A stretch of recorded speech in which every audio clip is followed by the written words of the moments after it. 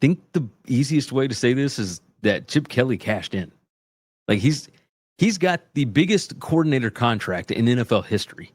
Chip Kelly is making $6 million a year as the Las Vegas Raiders offensive coordinator. Yes, the same Chip Kelly who just helped Ohio State win the national championship. He's going back to the NFL, and he is making absolute bank. He's getting paid triple what he made at Ohio State because he was making $2 million a year. The salary he's getting to be an offensive coordinator is almost identical to his UCLA salary in 2023. He was making $6.1 million a year. This is the highest salary for any coordinator in the NFL. And this isn't just a casual move to the NFL. Like Kelly was obviously in high demand. The Raiders made it obvious they were not going to lose him to another team. But I'll tell you, it seems kind of like a coach in waiting deal. Like nobody is going to be able to outbid the Raiders on this. Kelly's already got NFL experience. And Pete Carroll is the head coach. He signed a 3-year deal as the head coach. The man is 73 years old. I mean, tell me what you think it sounds like. We're not here to talk about the NFL. We want to hit on what this means for Ohio State. Kelly, obviously not the only assistant that's leaving Columbus. He is the third major Buckeyes assistant to depart after the championship season. We've already talked about Jim Knowles. He's going to Penn State. We already talked about that. Justin Frye. By the way, Jim Knowles, there was something that came out today, I believe. Brandon Marcello, I think it was. I think Brandon Marcello is the one that, see if I can pull it up. There ain't no telling. There's no telling. But Brandon Marcello said that there were philosophical differences between Knowles and the Ohio State staff. So I get it. I mean, it makes sense, right? At least it should. Justin Frye, the offensive line coach, he is going to the Arizona Cardinals. And if you go and read the message boards, there are some Ohio State fans that are totally fine with this. But I think that guy did a knockout job dealing with the big injuries this season. I mean, they lost maybe the best left tackle and the best center in the country and still won a national championship. I mean, that's a pretty big deal. And so, let's see. I'm not going to be able to find Marcello's article. But either way, I know it was philosophical differences with the Knowles situation. So, and then, of course, Chip Kelly going to the Raiders. So this means that Ryan Day has got to replace both of his coordinators in the same offseason, which is no small task, even for a team that just reached the national championship. I don't think they're going to be hurting for coaching talent. But Ohio State losing Kelly's, obviously NFL caliber offensive mind, that's a pretty big blow. Ryan Day has called plays forever. And the 1 year that he turns over play calling, they win a title. Pretty big deal. So I think Day's probably got his work cut out for him. The question, of course, can they maintain their offensive dominance without the guy who just led them to the national title? 11 Warriors has got a pretty good list of potential options. So we'll go through a few of these. Kevin Wilson is the first name on the list.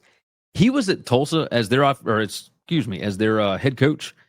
He was Day's offensive coordinator for several years. So they've obviously got a pretty good rapport there. That seems the most likely, I think.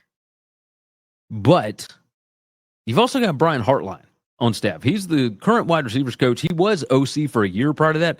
But Ryan Day called plays. It's almost like they didn't trust Hartline to call plays.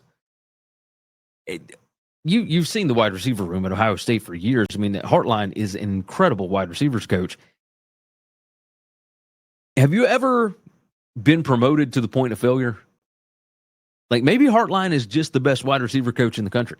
Maybe he was never intended to be more than that.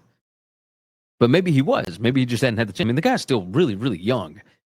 But who knows? Maybe they give him another chance and just keep it in-house. We'll see. Jason Candle was another one. He's the current coach at Toledo. He has been looking for an exit route. I think it is fairly obvious at this point that he is just not going to get a big-time coaching job jumping from Toledo. So he's going to have to go a different route. He's going to have to go the coordinator route, I think. Alabama did this with Kane Womack and Mo Lingist last year. Kane was at South Alabama as head coach. Mo was at Buffalo. Both of them left head coaching jobs to come be coordinators at Alabama.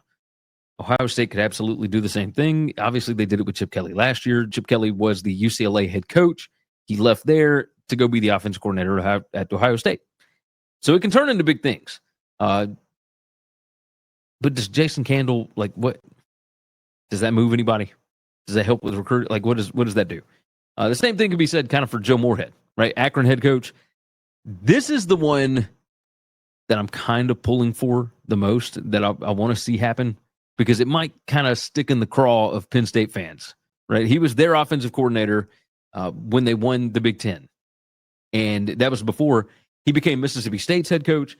Then he was Oregon's offensive coordinator. Now he's Akron's head coach. Things aren't going all that well at Akron, but Moorhead knows what he's doing. So, yeah, I think it'd be great. That'd be a great hire. Jeff Nixon is another name. He's the current offensive coordinator at Syracuse. Ran a really fun, like, high-flying offense with Ohio State's ex-quarterback, Kyle McCord, this past season. He helped. His offense basically led Syracuse to only their second 10-win season in at least 2 decades, if not longer. And I know they had one under Dino, but I don't remember the last one that they had before that. And then the last name on the list is Will Stein, current Oregon offensive coordinator. He used to be at UTSA, so a lot of ties in Texas, all that kind of stuff. Really young guy. Would you leave Oregon right now? I mean, Ohio State is huge. You'd probably have to pay him oodles of money. And even then, I don't know that Oregon would be outbid, because they really seem to like what Will Stein is doing. My initial guess is that Kevin Wilson makes a whole lot of sense. There's so much familiarity there. But, I mean, you guys tell me in the comments. Y'all let me know. Like, who is next up here? What move makes sense for these guys like Julian Sayin, right, and Jeremiah Smith? I mean, these are absolute pros that are going to be playing there. The offensive line is going to be good.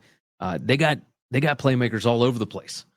Who makes the most sense for Ohio State? I think it's probably going to be Kevin Wilson, because when something happens, you normally retreat back to something that's more familiar, and Ryan Day and Kevin Wilson were there they were there together for a long time.